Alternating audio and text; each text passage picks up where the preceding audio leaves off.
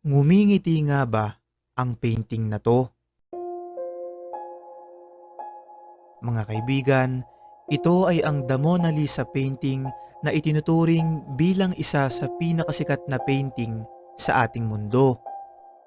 Ipininta ito ng isa rin sa pinakasikat na artist sa ating kasaysayan, walang iba kundi si Leonardo da Vinci.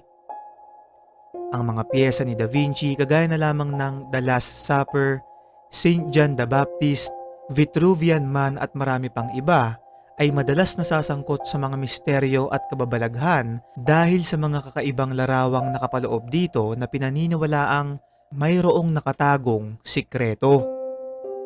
At ang pag-uusapan nga natin ngayon ay ang sikat na Mona Lisa painting na ayon sa ilang conspiracy theorist ay ngumingiti. Mga kaibigan, sa unang tingin ay para lang itong isang normal na painting.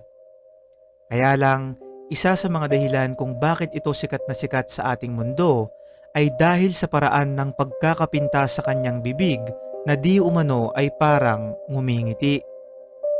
Noong taong 2000 ay may grupo ng mga scientist mula sa Harvard University ang nagsagawa ng isang neurological research patungkol dito kung saan napag-alaman nilang merong kakaibang illusion ang present sa painting na to na walang nakakaalam kung sinadya bang gawin ni Da Vinci. Sinabi nila na kung titignan mo daw ng diretso ang mata ni Mona Lisa ay mapapansin mo sa iyong peripheral vision na parang lumalaki ang kanyang ngiti. Pero kung titignan mo na ang kanyang bibig ay katakatakang unti-unti na itong bumabalik sa normal. Gaya nga ng sabi ko kanina, isa ito sa dahilan kung bakit kontrobersyal at talagang pinag-uusapan ang painting na to dahil tila ba buhay na buhay yung larawan. Hindi lang yan mga kaibigan dahil kung mapapansin din natin, lalo na kapag unang beses mo palang makita ang painting na to, ay nakakaramdam ka na para bang pamilyar yung babae sa larawan. Para bang nakita mo na siya sa personal o di kaya naman ay sa panaginip. Ang paliwanag patungkol dito ay dahil ang pagkakagawa daw sa mukha ni Mona Lisa ay isang anima. Ibig sabihin, makikita sa kanyang facial structure ang karaniwang mukha ng isang tao, partikular na ang mukha ng isang babae. Kaya naman kapag una mo pa lang siyang nakita ay para itong nagiging pamilyar sa iyong isip. Isa pa mga kaibigan, isa sa pinakapaborito kong teorya patungkol sa painting na to ay pinaniniwalaang si Mona Lisa ay ang portrait mismo ni Da Vinci.